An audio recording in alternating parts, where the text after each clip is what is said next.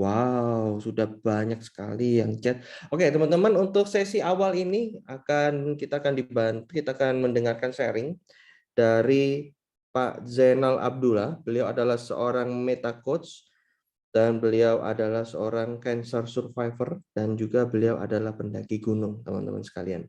Ya, jadi saya rasa beliau juga beliau juga seorang NS trainer juga, teman-teman. Ya, jadi teman-teman sekalian, tanpa panjang kata lagi ya, mic, waktu, Zoom, data dan segala macam kita serahkan ke Pak Zainal. Silakan Pak J. Kita kasih tepuk tangan teman-teman. Yes. Silakan Pak J. Oke, selamat sore Bapak dan Ibu semuanya. Assalamualaikum warahmatullahi wabarakatuh. Waalaikumsalam warahmatullahi Ya, wabarakatuh. senang sekali setelah berapa lama ya saya tidak tampil di depan publik CL. Ya, jadi cukup deg-degan juga nih. Ya, kalau kata Coach Yudi itu kalau mau tampil deg-degan itu apa? Unfallible ya gitu ya. Oke, jadi saya accept lah kegrogian saya, kegugupan saya, kecanggungan saya tampil di depan teman-teman yang semuanya kayaknya hebat-hebat nih, sebagian besar meta coach. Apalagi kalau saya menatap gantengnya coach Pur itu, waduh luar biasa tuh, saya silau gitu. Oke, baik Bapak dan Ibu, perkenalkan nama saya Zainal Abdullah yang belum kenal. Memang latar belakang saya tadi agak random ya disampaikan oleh Coach Denny gitu ya. Ada neurosemantik, ada pendaki gunung, ada cancer survivor, ya itulah. Mungkin juga nanti sharingnya juga agak random. Terimalah ketidak terstrukturan tersebut sebagai sesuatu yang random. Baik, itu latar belakang saya sedikit banyak. Jadi kalau dikisahkan kita ingin belajar mengenai bagaimana survive dan bagaimana memaknai ya naik turunnya kehidupan ini. Teman-teman lama saya mengenal saya mungkin rajin olahraga, hidup sehat, tidak merokok, pokoknya anak soleh lah kira-kira begitu ya, tidak menyinggung minuman keras, kemudian ya hidup sehat seperti itu. Nah, kemudian tahun lalu lah, tepat di Lebaran, di awal puasa tahun lalu itu didiagnosa saya ada cancer gitu ya, cancernya cancer nasofaring. Kata dokter ini penyebabnya 1 rokok, 2 minuman keras, 3 mungkin pengawet dan lain sebagainya. Saya nggak ada semuanya gitu loh. Tapi ya qadarullah memang seperti itu. Itu ya sudah saya terima bagaimana memaknainya. Kemudian dengan berbagai latar belakang saya, baik yang tadinya hobi naik gunung ya, katanya orang naik gunung itu tough gitu ya. Tapi tidak semua, kadang-kadang fisiknya tough tapi mentalnya belum tentu, atau sebaliknya. Ada orang-orang yang secara fisik mungkin tidak terlalu tough tapi dia bisa survive. Beberapa perjalanan saya terakhir ke Himalaya contohnya, ada yang bersamaan dengan saya itu fisiknya bagus sekali, jauh lebih bagus dari saya. Dia maratoner, bahkan ultra trail runner, warga negara Singapura. Sama-sama kita jalan, dia kadang-kadang mendahului saya, tapi pada satu ketinggian dia harus dievakuasi pakai chopper gitu ya, pakai helikopter ya, karena tidak bisa, tubuhnya tidak bisa menyesuaikan. Saya dari situ berpikir, wah belum tentu yang fisiknya kuat itu bisa survive lebih jauh. Demikian juga ada orang yang saya kenal sebelumnya, dia sangat tangguh lah, sangat pemberani, sangat mentalnya itu luar biasa. Tapi kemudian ini kebetulan dia juga pernah sakit kurang lebih seperti saya. Kemudian dia menyampaikan bahwa ketika dia sakit dia drop dan ya banyak menyalahkan orang. Baik, saya izin share ya Bapak dan Ibu.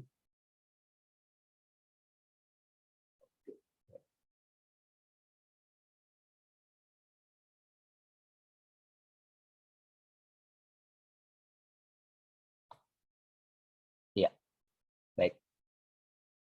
Ya, jadi waktu saya sakit kebetulan saya ditemanin baca bukunya. Ini teman-teman tahu ya, ini Niels D. Purja. Ya, Dia adalah pendaki gunung yang baru saja memecahkan rekor 14 gunung di ketinggian 8.000 kaki dalam waktu tidak sampai 7 bulan, hanya 6 bulan 6 hari. Ya, itu semua 14 gunung juga. Nah, ini pertama kali saya lihat IG-nya pas statementnya seperti ini. Sometimes when you feel like you are fucked, you are only about 40%, 45% fucked gitu ya. Jadi benar juga ya. Kadang-kadang kita ketika menghadapi sesuatu itu udahlah hilang gitu. Kalau di teori resilience itu kan ada Martin Seligman bilang ini seolah-olah semuanya tentang saya, semuanya akan selamanya seperti ini, semua aspek kehidupan saya akan berpengaruh, dan ya seperti itu ya tentang resilience gitu. Jadi yang kebalikannya resilient apa sih, kalau orang nggak mau resilient ya semua salahkan saja dirimu, salahkan dirimu selama-lamanya, dan ini akan berpengaruh ke semua aspek pada dirimu. Jadi begitu saya melihat ini, background neurosemantik saya berkata, halo, welcome to my power zone. Ya, welcome to my power zone. Saya cek level power zone saya seperti apa. Thinking, feeling, behaving.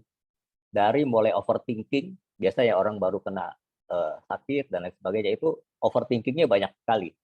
Bisa ini enggak, bisa olahraga lagi enggak, bisa pergi-pergi lagi enggak, dan terusnya. Sampai kita udahlah nggak pasrah, nggak berpikir apa-apa, sampai kemudian karena meta program saya most likely adalah eksternal, thinking resourceful, maka saya banyak baca literatur yang memberdayakan. Ini kira-kira yang saya lakukan pertama. Jadi di neurosemantik itu ada yang paling menurut saya bermanfaat adalah power zone. Power zone adalah bagaimana kita mengendalikan kemampuan kita untuk merespon atau respon ability. Ya, itu terus di-challenge. Karena kenapa? Dari situasi yang normal kepada suatu situasi atau stimulus yang berbeda. Stimulusnya beda. Saya percaya saya tidak sendiri. Selama COVID mungkin teman-teman juga ada mengalami hal yang kurang lebih sama, baik itu dari aspek kesehatan, dari aspek ekonomi, dari aspek keluarga, rekan, mungkin ada yang kehilangan family dan lain sebagainya. Nah, ini juga respon yang berubah, stimulus yang berubah menuntut respon yang berbeda pula. Kemudian kalau bicara tentang teori survival gitu ya, kan katanya ada 5 aspek dalam survival. Yang pertama makanan, minuman, shelter, sama api, perlindungan. Nah, ini sebenarnya buat saya analogi saja gitu loh. Shelter itu perlindungan, kita merasa berada di tempat yang nyaman, lingkungan orang-orang nyaman, kemudian makan. Pada satu titik saya susah sekali makan. Ya, susah sekali makan. Jadi waktu drop-dropnya itu maksudnya sih mau kontrol, mau cek. Tapi karena sangat ngedrop, HB-nya sekitar 6, kemudian berat badan sudah susut 25 kilo, dokter langsung sudah dirawat dan harus segera transfusi. Nah, itu yang apa ya? Ada elemen lain rasanya yang di luar itu yang saya sebut adalah will to survive. Nah, ini yang diolah. Ini kan tataran apa ya? Kalau saya bilang tadi, bagaimana kita memaknai intention kita, bagaimana kita memaknai meaning dalam hidup kita, supaya will-nya itu kalau setelan volume gitu, volume 1, volume 2, volume 3, ya will-nya itu yang benar-benar mendrive kita untuk bisa survive. Nah, ini kalau saya bicara sebagai orang yang suka naik gunung, secara fisik saya berapa kali tersesat, berapa kali harus makan daun, berapa kali harus cari minum yang aneh-aneh gitu ya. Tapi ya beda konteks dalam kenyataan survive dalam dunia kesehatan ini, ya memang itu memang memberikan apa ya, power yang sesungguhnya. Oke, saya lanjutkan. Ada 2 hal yang saya ingin sampaikan di sini. Memang statementnya adalah kalau kamu naik gunung, dia tuh nggak peduli, gunung tuh nggak peduli. Kamu hitam, kamu putih, kamu orang Medan, kamu orang Batak, kamu orang solo, yang halus, lemah lembut gitu ya. Satu rule saja, if you give up, you die. Ya, if you give up, you die. Nah, konteksnya saya geser sedikit Bapak dan Ibu, ini bukan tentang saya, tapi tentang orang lain. Tentang orang lain. Ya. Yang berat sebetulnya bukan hanya bagi si apa ya istilahnya penderita gitu ya ketika sedang berjuang, tapi adalah pendampingnya. Maka saya tekankan di sini teman-teman punya pendamping deh gitu ya. In any context punya pendamping deh. Barangkali ada yang belum punya pendamping, cari pendamping gitu ya. Barangkali atau pendampingnya perlu ditegaskan komitmen bersamanya lagi. Ya. Karena si others ini pendamping itu juga perlu survive. Ya, maka pendamping saya, istri saya untungnya sudah belajar neurosemantik juga. Ya, baik itu practitioner maupun master track kayaknya juga belum ya, saya lupa lah. Yang jelas dia sudah ikut APG sama practitioner. Jadi sudah ngerti sedikit banyak. Jadi yang ingin saya sampaikan, saya sini adalah ada matrix. Nah, Om Pras nanti jagonya matrix tuh. Jadi matrix itu ada 7 matrix ya, ada meaning, ada intention, meaning, others, self, time, apalagi ya, word, satu lagi saya lupa tuh. Ya ada 7 satu lagi nanti disampaikan. Ya jadi matrix of others. Ya jadi saya sangat terbantu dengan adanya others yang begitu strong dan saya berusaha menjaga sang others ini juga keep them strong. Ya.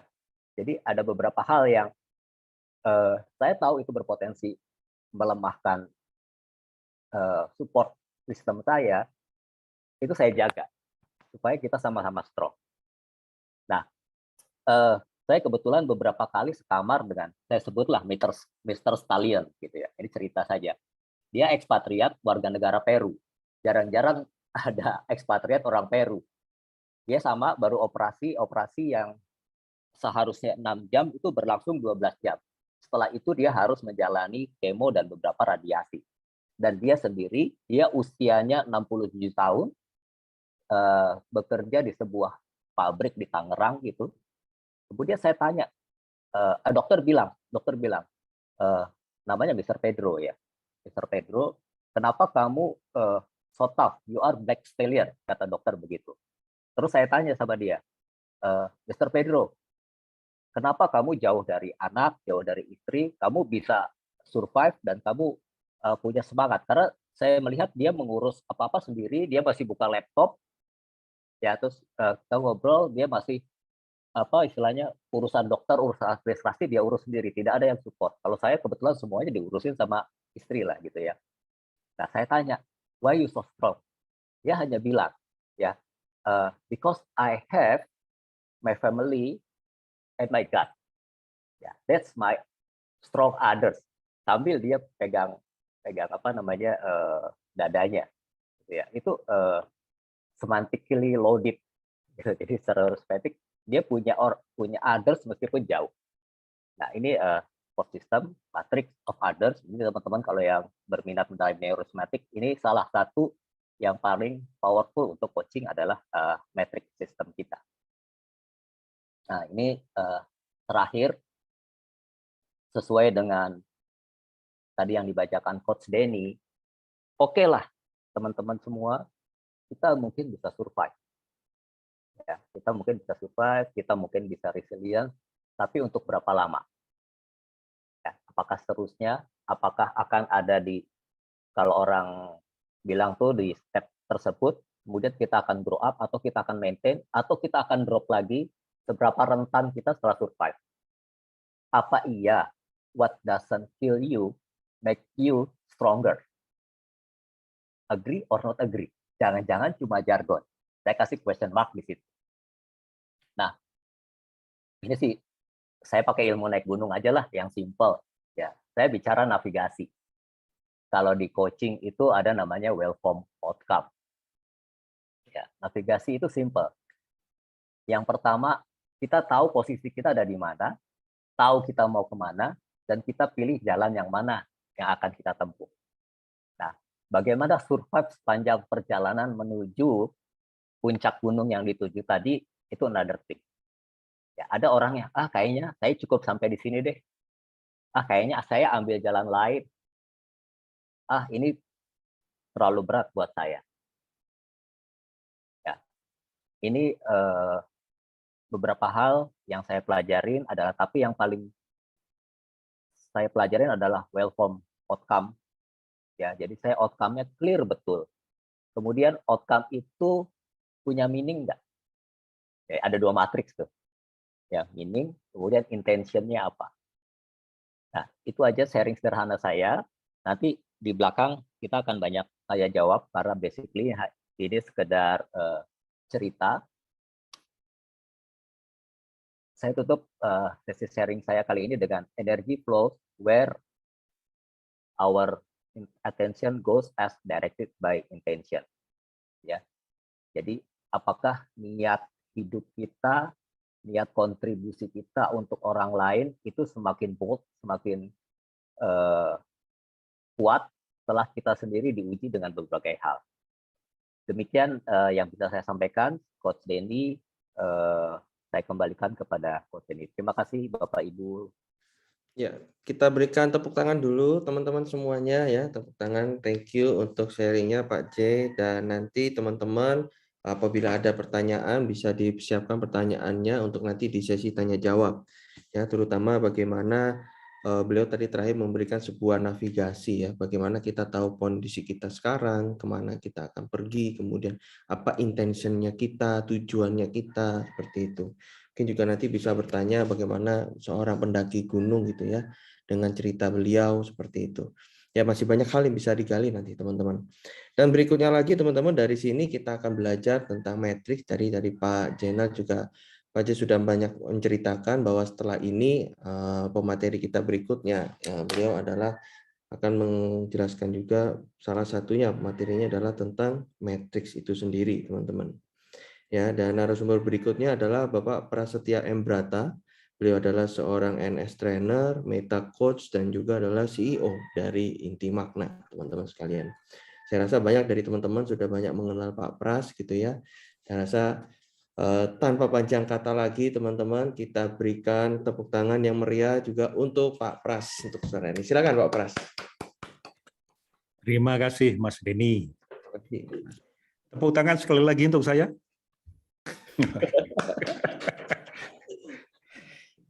Assalamualaikum warahmatullahi wabarakatuh. Waalaikumsalam warahmatullahi wabarakatuh. Topik sore ini tentang how we survive in difficult times. Jadi bagaimana kita survive di situasi keadaan yang sulit dalam hidup kita. Situasi sulit sore hari ini semoga bisa survive dengan Panadol.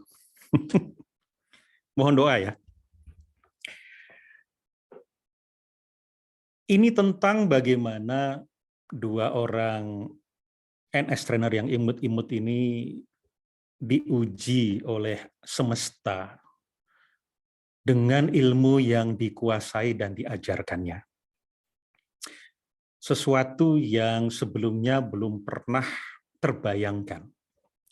Sebuah ikhtiar atau serangkaian ikhtiar Mas Z untuk sehat dengan melakukan sesuatu dan menghindarkan sesuatu, tetapi tetap saja ada wilayah-wilayah yang kita tidak memiliki kuasa, sehingga beliau dianugerahi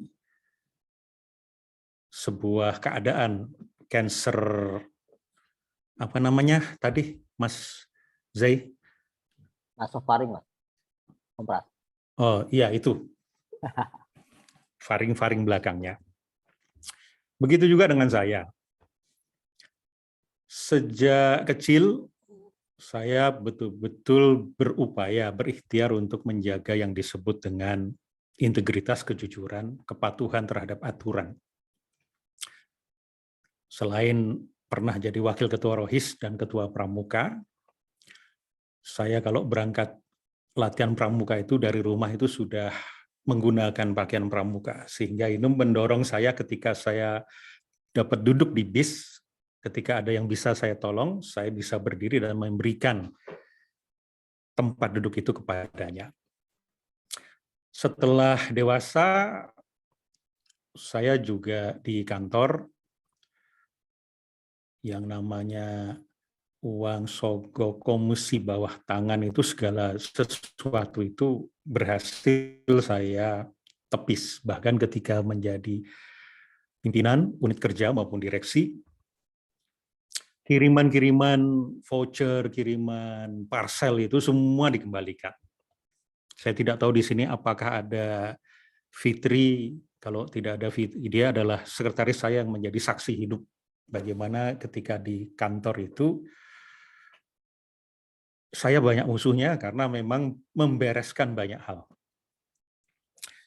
Tapi nah, kita mulai masuk.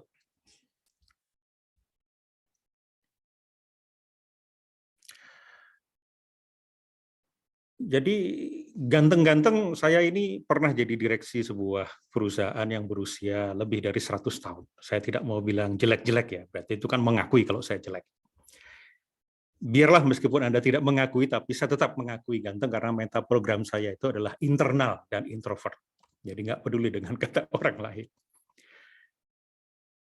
Sebagai direksi, tugas saya adalah bersama dengan direksi lain memutuskan banyak hal. Nah, saya tidak lagi berada di sebuah perusahaan, sebut saja namanya Bumi Putra, yang sekarang sedang banyak dibicarakan karena mengalami kesulitan keuangan. Di mana masih zaman saya dulu, itu tidak punya masalah yang seperti sekarang ini. Singkat cerita, sekitar 2020, saya ditelepon oleh mantan dirut saya dulu, yang mengatakan, Mas Pras, dalam waktu dekat mungkin Mas Pras akan dipanggil OJK. Loh, kenapa Pak? Itu ada kasus yang kaitannya dengan Pusri dulu. Saya tidak akan masuk ke konten, ini hanya ilustrasi saja. Mungkin akan dimintai beberapa keterangan. Oh ya, nggak masalah Pak. Itu. Wong saya juga di situ kan duduk sebagai anggota direksi, dan itu kan bukan domain saya. Nah, ketika dipanggil OJK untuk dilakukan permintaan keterangan, ya saya sangat santai karena persoalan yang diperkarakan itu bukan dalam tanggung jawab saya secara resmi. Dia adalah tanggung jawab Direktorat Teknik dan Pemasaran, sementara saya Direktur SDM dan Umum.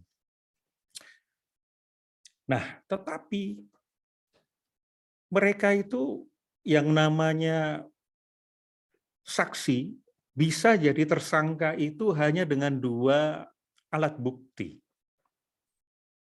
Yang pertama, tanda tangan saya di notulen rapat direksi, yang di situ ada 1 persetujuan terhadap keputusan yang dianggap oleh OJK itu keliru. Nah, saya bagaimana mungkin saya tidak menandatangani notulen itu, karena di dalam rapat yang 16 agenda, saya memasukkan 4 agenda saya di dalam domain saya, sehingga tentunya saya juga ikut tanda tangan di situ. Tapi saya tidak tahu menahu secara teknis apa keputusan itu yang dipersalahkan.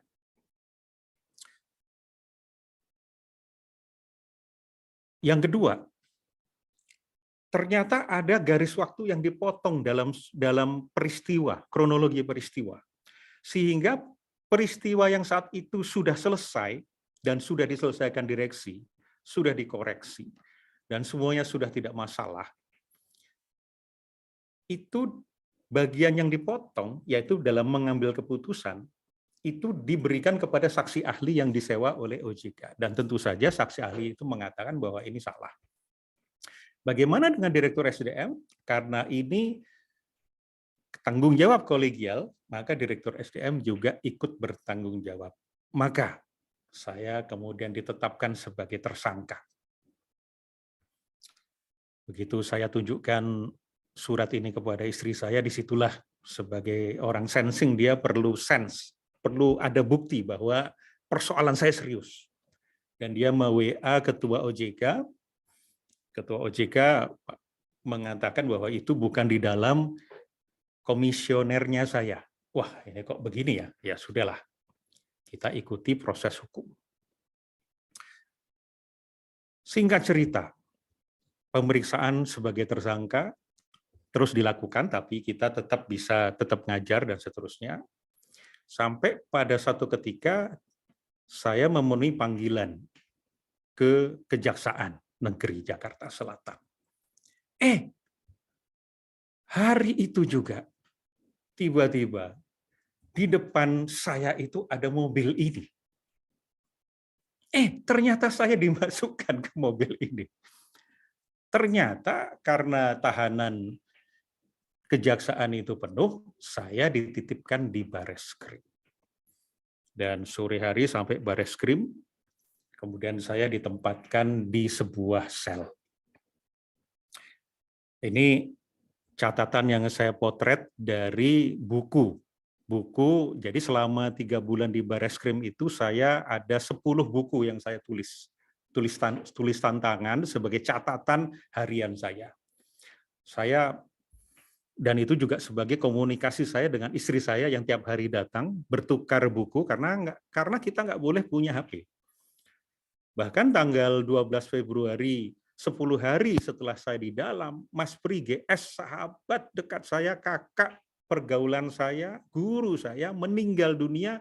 Saya tidak bisa menyatakan apapun di media sosial karena saya tidak boleh ada HP. Dan saat itu memang sejak awal sudah mulai kita menggunakan friendship to reality, metastating emotion untuk mengelola emosi. Apalagi saya mengajarkan mastering your emotion. Oke. Begitu saya masuk sel, saya lihat, oke. Saya perlu mengambil state saya sebagai pramuka. Oke, no problem. Di sebelah sana WC yang hanya dibatasi oleh tembok setinggi dada, sehingga kalau kita buang air segala macam, ya segala aroma olfaktori itu memenuhi ruangan dan itu kita perlu accept. Kalau sampai di sini, saya masih bisa. Karena saya pramuka, sekali pramuka tetap pramuka. Biasa kita pramuka, di pinggir kali kita mandi. Tapi yang kemudian saya tidak tahan adalah ketika istri saya mengirimkan kopi di mug, di tumbler ini. Begitu datang saja, sudah air mata saya meleleh. Dari situ kemudian membayangkan bagaimana kesendirian istri saya, bagaimana ibu saya yang sudah tua, bagaimana adik-adik saya yang masih dalam tanggungan saya. Tapi tetap, oke, metastating emotion. Saya accept, saya dialog dengan kebatinan saya adapt, saya utilize segala sesuatu. Tapi tetap saja, dalam waktu 5 hari, 6 hari, sekitar seminggu lah, emosi itu kadang stabil, kadang tidak. Saya kira sudah stabil, saya kira saya sudah accept. Oke.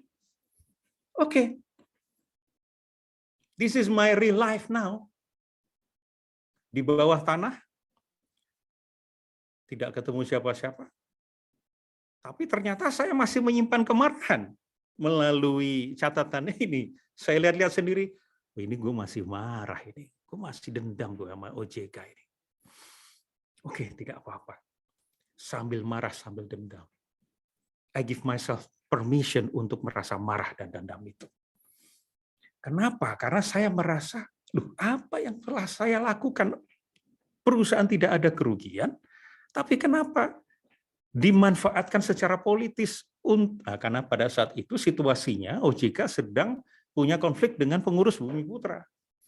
Dan OJK perlu tumbal untuk mengatakan bahwa Bumi Putra situasinya seperti sekarang ini karena ulah orang dalam. Dan ini loh contohnya, saya.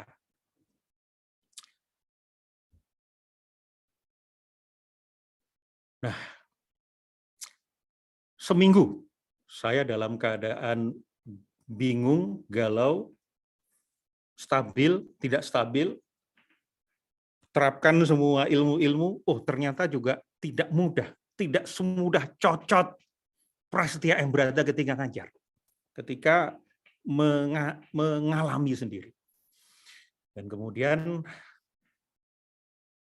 ini dalam situasi seperti ini, ya nggak ada intensi lain kecuali satu, gue selamat.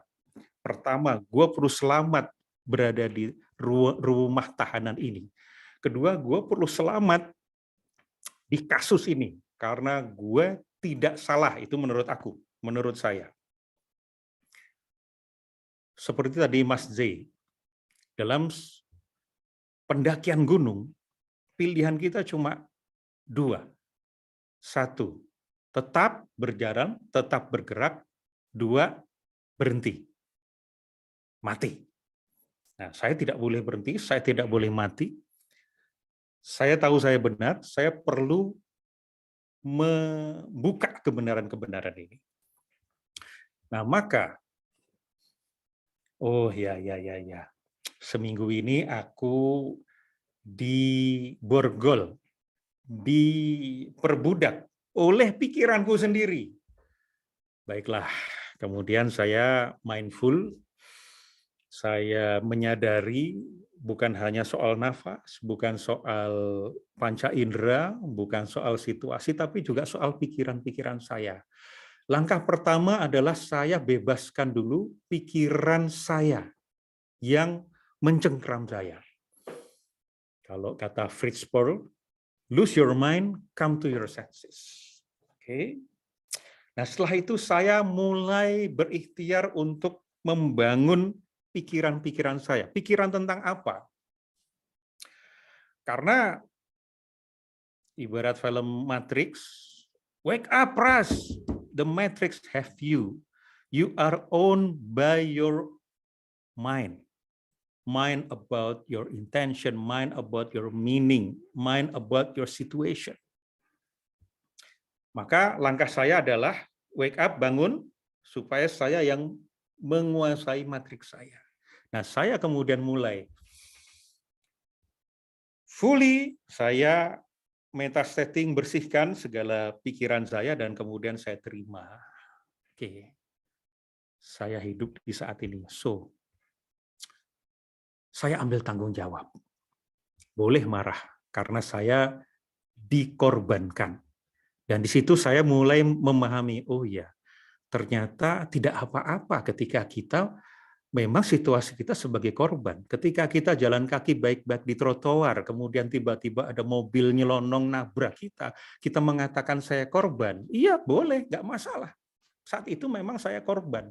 Tapi begitu situasinya sudah lewat 1 detik, maka itu keputusan kita. Saya tetap mau jadi korban atau jadi pelaku. Nah, saya putuskan menjadi pelaku, saya tidak blame apapun, karena saya juga punya andil mengapa saya sampai di ruang itu. Apa andil saya? Saya menerima jabatan sebagai direksi. Karenanya, saya memiliki resiko jabatan. Dan saat itu, resiko itu sedang terjadi. Oke, ambil tanggung jawab, dan what next? Oke, saya kemana? Untuk itu, saya kemudian menganalisa situasi. Di mana aku? Rumah tahanan Bareskrim. Penjara termewah. Intuiting introvert itu biasanya suka yang berkelas. Wah, ternyata gue ditempatkan di tempat yang berkelas juga. Oke, berapa lama? Ratusan, bukan? Berapa lama? Maksimal 6 bulan. Karena setelah 6 bulan, secara undang-undang saya pasti akan keluar. Karena hanya sekian, sudah diatur. Sekian hari diperpanjang sekian hari, tidak akan lama. Bersama siapa? Oke, bersama 2 orang teman lainnya, kemudian ada orang Belanda yang juga dikriminalisasi, ada juga orang yang lainnya, dan situasinya ini apa yang saya pahami, tapi banyak yang nggak saya pahami. Saya belum pernah mengalami situasi ini dan banyak yang belum saya pahami. Oke, cukup apa yang saya pahami dulu. Oh, ini penjara. Banyak orang yang juga akan teman makan teman. Oke, saya waspada, tapi juga nggak boleh terlalu menggunakan banyak asumsi. Oke. Siapa aku? Saya ini ya orang yang ketika saya beberapa hari di situ, ada tahanan lain yang menunjukkan di HP gelapnya, karena nggak boleh ada HP, jadi ini HP ilegal. Pak Pras, ini ada berita tentang Pak Pras. Saya, ternyata ada beritanya. Jadi kalau Anda searching nama saya, itu ada beritanya. Tapi mohon jangan di-searching, nanti naik lagi beritanya ke halaman pertama di peringkat nomor atas. Jejak digital tidak bisa hilang. Ini di masa depan akan menjadi hambatan, yaitu orang ketika akan mencari trainer, dia akan mencari nama trainernya, dan kemudian ketika ada berita ini, wah ini akan menghambat. Paling tidak membuat orang menjadi batal meng-hire saya. Tapi oke, itu tidak mempengaruhi keberhargaan saya. Itu bukan persoalan saya. Saya jadikan itu bukan persoalan saya. Saya menggunakan self-esteem dan power zone. Bagaimana sesuatu dari luar itu tidak mempengaruhi pikiran, perasaan, ucapan, dan tindakan saya. Oke, saya tetap berharga. Apalagi saya tidak pernah melakukan korupsi yang dituduhkan, penggelapan harta perusahaan yang dituduhkan. Apa meaningnya? Saya kemudian menemukan jawaban demi jawaban dari pertanyaan saya sendiri. Apa hikmahnya? So, apa intensiku sekarang? Karepku apa? Karepku itu, kemauanku itu untuk tujuan apa? Dan bagaimana caranya? Oke. Siapa yang mendukung aku? Siapa yang bisa membantu aku? Istriku, teman-temanku, lawyerku, orang-orang di sini. Siapa? Ku identifikasi. Oke? Dan siapa yang perlu kuwaspadai? Ini penjara, Bung. Oke. Aku punya sumber daya apa? Kompetensi dan state apa yang perlu aku punyai dari bukan hanya hari ke hari, bahkan dari jam ke jam. Karena kita tidak tahu situasinya. Saya terasing di situ. Saya tidak tahu ini seperti apa. Nah, akhirnya saya tuangkan, ini tulisan saya di sana, di dalam, jadi ini tulisan sangat berharga. Saya tuangkan dalam bentuk matriks Bareskrim. Oh, keren toh? Matriks Bareskrim. Oke. Apa makna aku di dalam sini? Oh, ini adalah purification. Purification about self-esteem, keberhargaan diri. Purification about love. Bayangkan, aku jadi tahu ketika situasiku seperti itu, siapa yang mencintaiku. Mereka siapa yang peduli denganku. Dan siapa yang sebetulnya selama ini seperti aku abaikan, dan sekarang mereka betul-betul berharga. Representasinya betul-betul ada di depanku, yang selama dulu mungkin ada di belakang, di samping, jauh di sana. Aku jadi tahu yang namanya sosial panorama diriku sendiri. Kemudian hubungan, terpurifikasi, lingkungan. Oke. Oh, selain purifikasi, pemurnian diriku, ini juga sekolah bagiku. Sekolah untuk menerapkan ilmu-ilmu yang kuajarkan sendiri untuk diriku. Dan ini berarti kesempatan untuk close to istriku sendiri yang selama ini mungkin banyak momen take it for granted. Kurang menghargai. Gila, selama 78 hari, 79 hari, itu hanya 2 hari dia absen mengunjungiku. Setiap hari dia datang. Kemudian ini adalah close to my family and my friends. Ada surat, kan kita udah mulai surat-suratan lagi. Dengan istri surat-suratan, dengan beberapa teman termasuk Kang Pur, termasuk beberapa di sini surat-suratan. Terima surat, nangis. Tapi nangis itu nangis yang nikmat. Ya Allah. Dan ini close dengan Tuhan. Ya Allah, aku ini selama ini terlalu NLP. Terlalu NLP. Doa saja NLP saya ini. Ya Allah, berikanlah aku kemampuan, kekuatan, power untuk bisa melalui segala cobaan dari-Mu.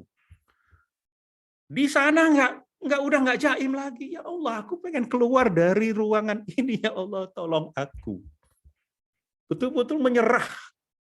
Betul-betul nggak punya kuasa. Hanya Tuhan yang punya kuasa.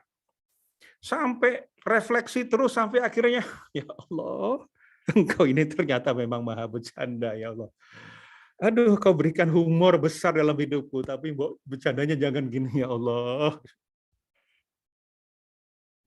Dari berbagai hikmah, meaning yang kudapatkan, yang saya dapatkan. Kemudian, so, what do I really want from this situation? Yang pertama, dalam waktu dekat, saya perlu mengusahakan penangguhan penahanan. Menjadi tahanan kota. Karena itu jauh lebih ekologis bagi saya daripada saya di dalam tanpa HP. Saya bisa menyusun pledoi dan seterusnya kalau di luar. Nah, intensi kedua, saya perlu blend dengan environment, dengan situasi seperti ini, supaya saya selamat. Dan yang ketiga, saya perlu survive. I will survive. Siapa saya? Pejuang kebenaran. Dan warga RT, karena di situ juga ada sistem RT. RT yang baik. Apa yang perlu aku punyai? Power, sebagai power, ilmu hukum. Kemudian latihan terus metastating. Metastating self, metastating power zone, metastating time, karena saya perlu memendekkan waktu. Kalau tidak, saya akan merasa hari itu sangat lama. Maka dengan metastating time yang diajarkan di neurosemantics, saya memendekkan waktu. Kemudian metastating troubling emotion. Kemudian knowledge dan skill untuk survival, merimain kembali komunikasi, Milton model, mind lines, dan kemudian negotiation. Karena saya berhadapan dengan banyak situasi yang unknown. Dan siapa others saya, pendukung saya? Istri saya, teman-teman, saudara, penasihat hukum, Pak RT saya mau jadikan pendukung, dan penghuni rutan yang saya bisa kalibrasi, oh ini sebagai pendukung. Sisanya waspadai. Kapan waktunya? As soon as possible. Saya punya target 1-2 minggu saya keluar. Walaupun ternyata 3 bulan baru keluar. Dan di mana saya di sini? Dengan state apa? Sabar, accept, tangguh, gagah, love, humble, respect, syukur, berjuang tak menyerah, tapi juga saya tambahkan beberapa state, kadang-kadang state preman, kadang-kadang state orang wise, tergantung situasi. Nah, dari matriks ini, saya kemudian mengambil beberapa simbol untuk saya jadikan anchor. Yang pertama, saya bayangkan pesilat, yang dia bisa fleksibel. Ini kebetulan gambarnya Mas Nuryanto, saya ambil set. Saya juga membayangkan saya menjadi MacGyver, yang kalau terjepit dia bisa lolos, kalau dia mau mengalahkan musuhnya dia nggak pakai senjata, tapi menang. Dan juga anak pramuka yang sudah dari awal saya pakai. Nah, kemudian dari situ saya mulai apapun yang saya bisa lakukan, saya lakukan. Apapun kesempatan untuk saya hidup, saya lakukan itu. Dan apa yang terjadi? Saya ingat cerita Musa bahwa ibadah yang sesungguhnya adalah untuk menolong orang lain. Saya mulai mencari kesempatan-kesempatan untuk menolong siapa tahanan lain yang bisa saya tolong, tapi juga saya tetap jaga. Nah, akhirnya mulai saya meng-coach diri saya sendiri, fokus pada kontribusi, bidang-bidang apa yang mau saya kuatkan, dan mulai dari waktu ke waktu saya mulai mengatur sel tempat saya tidur supaya nyaman bersama. Saya minta istri saya diketikkan dan kemudian dilaminating untuk mengatur kita supaya nyaman, agreement frame. Dan kemudian saya juga mulai mempraktekkan ilmu-ilmu coaching saya. Saya bantu teman yang dia punya masalah, wah takut konfrontasi, wah dengan bukan coaching sebetulnya, hanya percakapan coaching saja, kok tiba-tiba dia menemukan sesuatu dari permasalahannya dia, dari apa yang dia mau. Oke, mulai. Oh, main gitar juga saya peragakan. Oh, menghibur teman-teman. Dan bahkan namanya juga trainer ya. Akhirnya saya diminta untuk mengatur sesi-sesi seminar di dalam ruang tahanan di Bareskrim. Oh, akhirnya jadi trainer kayak waktu di kelas.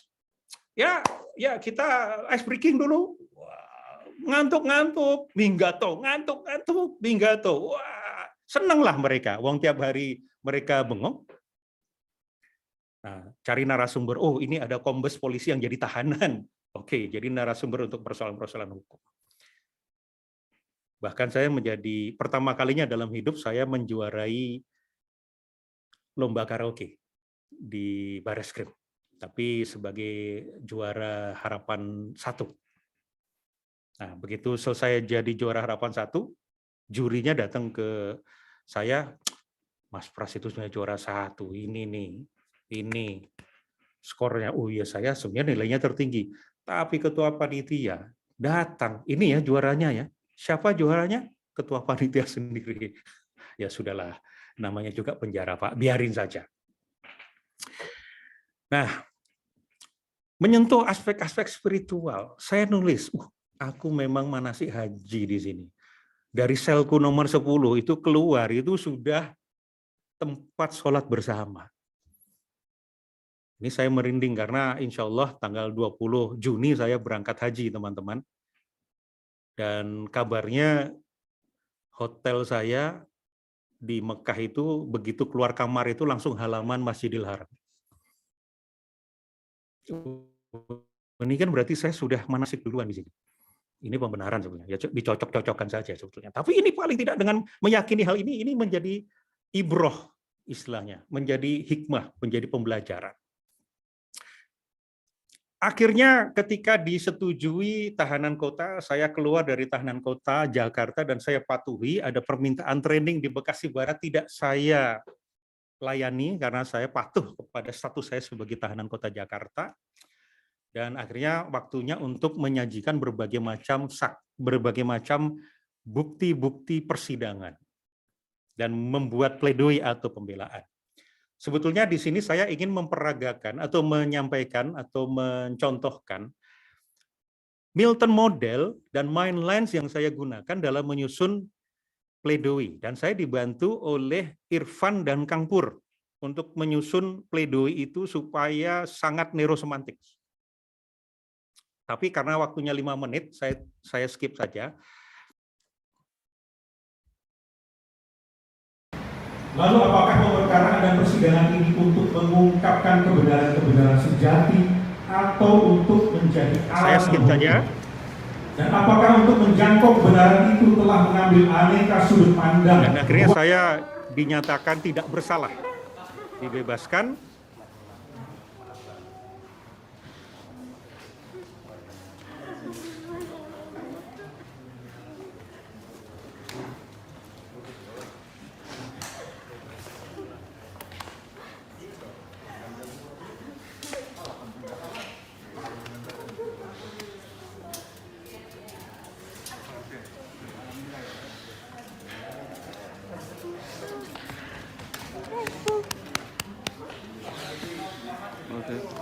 Makasih. Hebat. Masya Allah. Makasih Alis.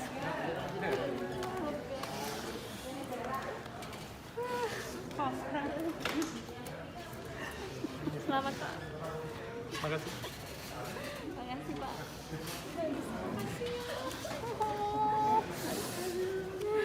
Jadi kita naik gunung ya. Naik gunung. Naik gunung.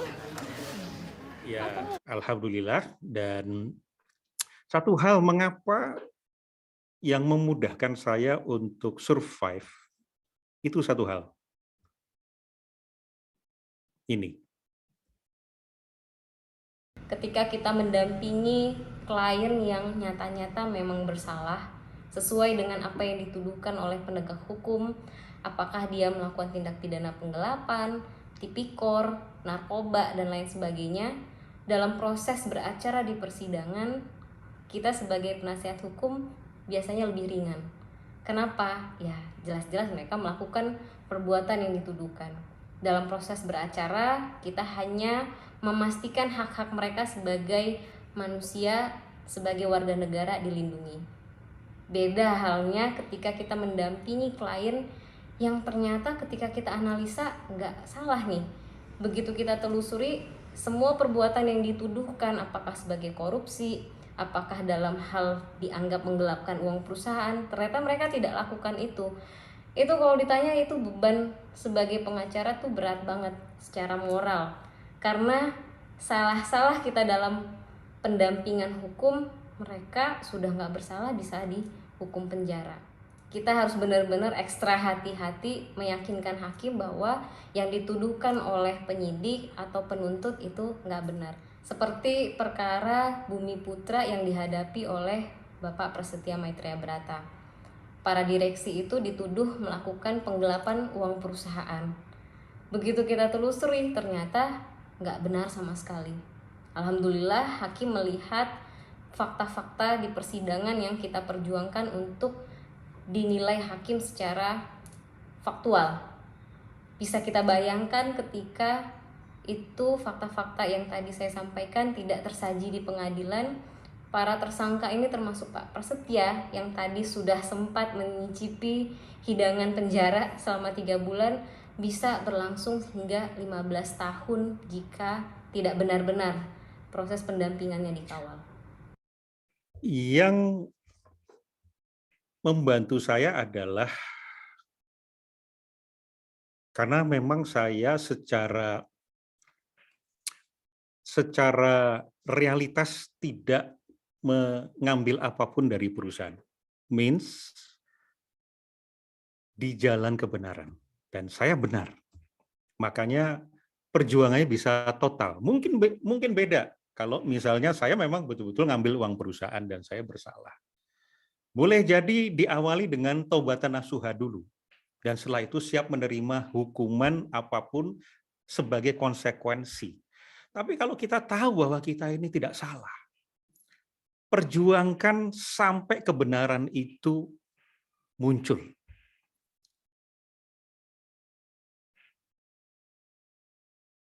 Ketika kita mendampingi, Dan ternyata ini tentang menguji kesabaran. Hidup ini tentang kesabaran. Ada proses. Saya boleh jadi Tuhan itu kan berkomunikasi dengan kita melalui peristiwa-peristiwa. Dan Allah sudah memberi banyak pesan kepada saya melalui pengalaman yang saya hadapi ini. Ketika saya tidak tahu situasinya, teman-teman juga saya yakin banyak sekali atau sering sekali memasuki satu pengalaman yang Anda tuh belum pernah tahu situasinya. Kalau Sun Tzu mengatakan, kenali dirimu, kenali musuhmu, kenali medanmu. Nah, kalau nggak tahu medan sama sekali bagaimana? Maka ketika engkau mulai berjalan, jalan itu muncul. Jalan saja. Kontribusi, buat sesuatu nilai tambah, maka kita tidak pernah tahu ujungnya ada di mana, tapi itu adalah yang terbaik untuk kita, kebaikan yang akan kita alami. Dan ketika kita menjadi penguasa atas diri kita, ruang dalam kita, insya Allah kehidupan pun juga akan mengikuti apa yang kita inginkan. Terima kasih.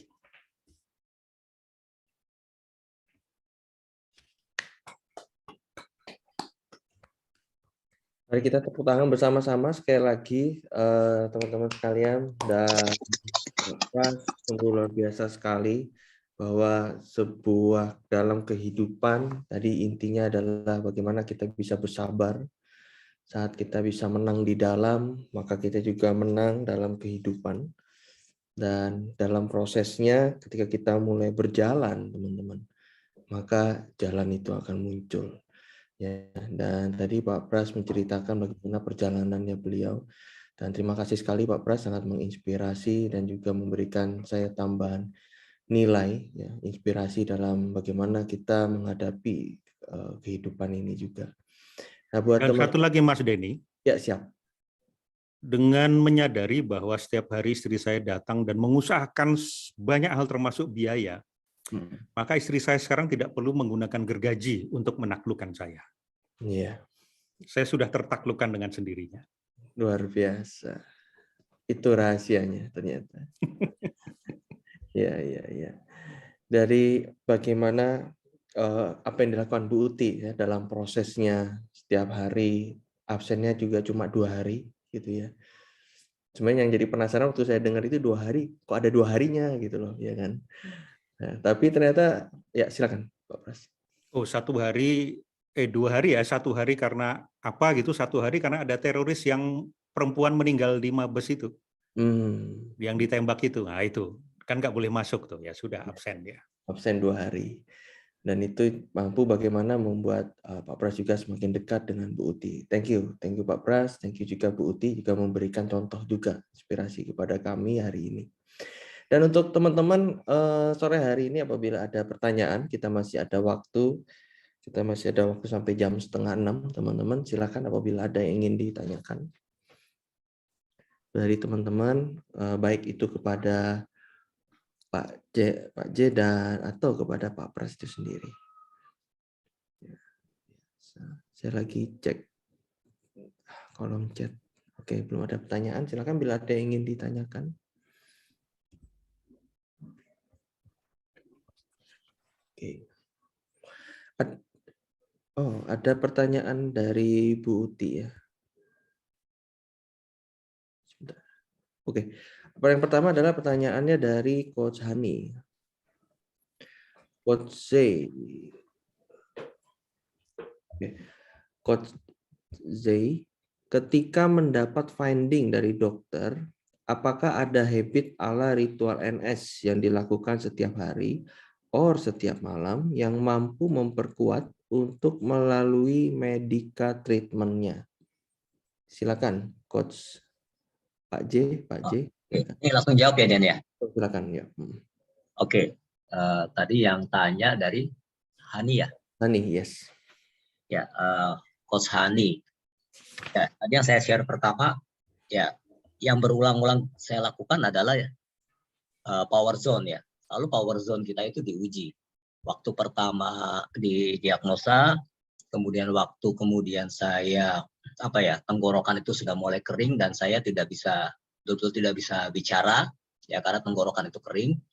Kemudian tidak bisa menelan sehingga harus makanan itu lewat hidung. Kemudian ketika drop begitu harus dirawat selama cukup lama di rumah sakit. Nah, itu metastatingnya adalah power zone terus karena kita sebetulnya bertempur dengan pikiran-pikiran kita sendiri. Overthinking, bagaimana nanti keluarga saya, bagaimana nanti pekerjaan saya, bagaimana nanti